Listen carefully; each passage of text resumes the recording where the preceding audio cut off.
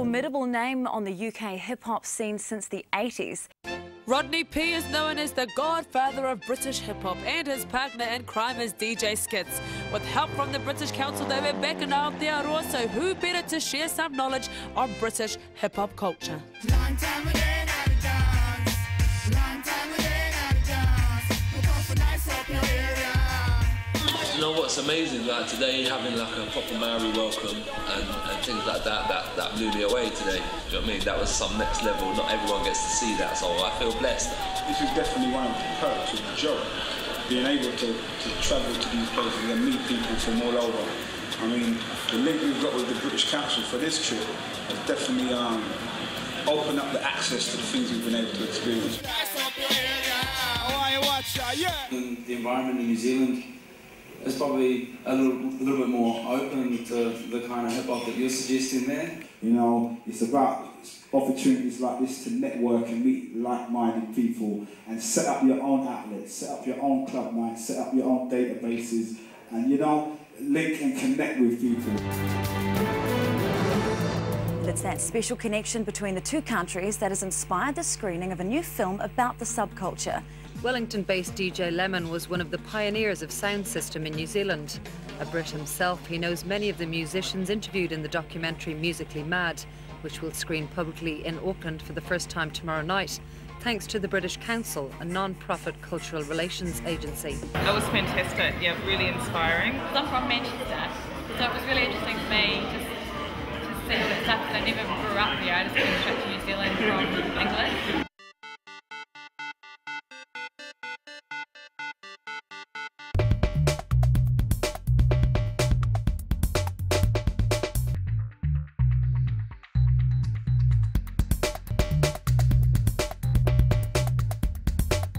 Brian is from Sea Design, they're a brand specialist in the UK.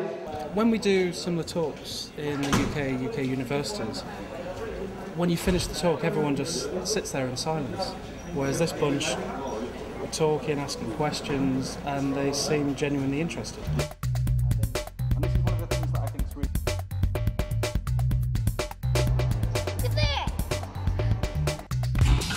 Feed your head! It makes me want to go to the UK. I really want to study over there and do my masters over there and then bring that knowledge back here and make Kiwi design better. If you talk to anyone who's made it big in life, they'll probably tell you that it came down to getting one big break. Well, for one New Zealander, his big break has probably just come, aged 24. Stephen Smith won the Dyson Product Design Award last year. It's a British Council initiative with a vest he designed that keeps athletes hydrated. And now one of the richest and most famous entrepreneurs in Britain has offered him a job. You're correspondent Rachel Swan. We've come a long, long way together. And WOMAD 2009 was launched at Parliament tonight. I'm delighted on behalf of the Prime Minister, the Minister for Arts, Culture and Heritage, to be here to attend the launch of WOMAD New Zealand 2009. People in Your Neighbourhood was proposed to me by Ingrid and Gareth. Ingrid's here from the British Council. It was a great project which came virtually delivered to us as an entity, and that's People in Your Neighbourhood. And it's a project between the Urban Soul Orchestra in Britain and some New Zealand artists put together by producer Gareth Farry. But it's highlighting New Zealanders who weren't necessarily born here or whose backgrounds are not necessarily of Pākehā or Māori New Zealand origin. The project is a collaboration between the British Council and our own offices of race relations and ethnic affairs, and they're all sitting firmly behind this project. My name is Ingrid Leary, I'm the new country director for the British Council in New Zealand. The fundamentals of mutuality being at the heart of what we do, about the British Council being about creating engagement and trust, these things stay the same. I have got the best job in the world. We create opportunities for emerging leaders from both our countries to exchange ideas. It's actually really, really good for business. So that's that eco-affluence idea.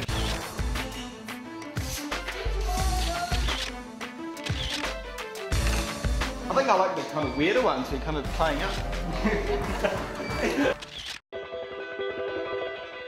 I guess you could say that I'm obsessed with black ink. I find it's a really powerful colour and it's very truthful. You know, babies respond to the colour. When something is black and white, you know that they really react to that, and their mind is so pure. They're really responding to something that's very truthful. That's what I like to represent in my work, something emotionally charged, and there's nothing fake about it. There's real emotion going into that work. I'm Simon Pieptar, but as an artist, I'm known as Piep. That's P-E-A-P. I recently went on a trip to Melbourne with the British Council to attend their workshop, which was hosted by Muhammad Ali, who's a UK graffiti artist. Well, his parents are from Bangladesh, but he was born in Birmingham.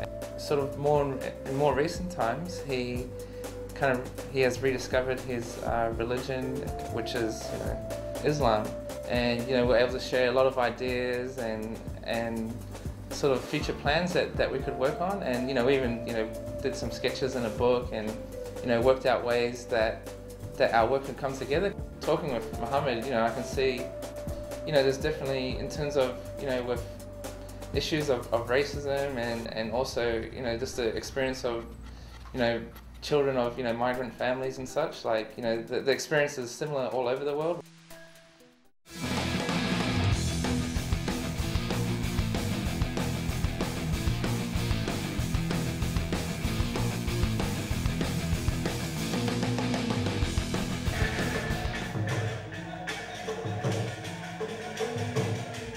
The Bandung sort of creative economy model was really amazing, it just blew my mind, and everything we did I thought was exceptionally well organised from their side point of view.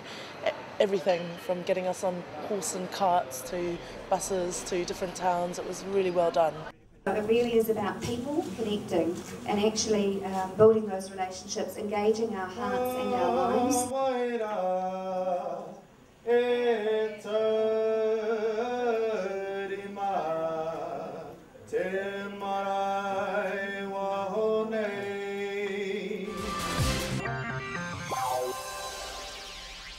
Hong Kong Design Week took place recently, and young New Zealander Darren De Cruz was one of 44 designers to compete in the 48-hour design challenge.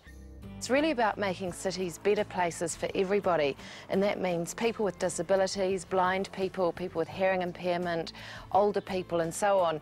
And so by joining in this competition, it was our way of supporting emerging designers to really think about inclusive and holistic design when they're doing their creative work.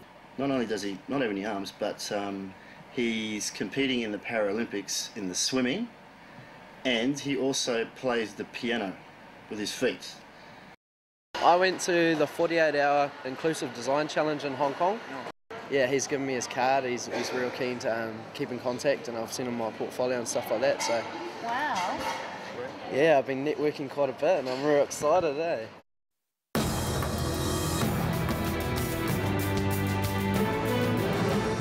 Charlotte Tonkin went to the final rehearsal.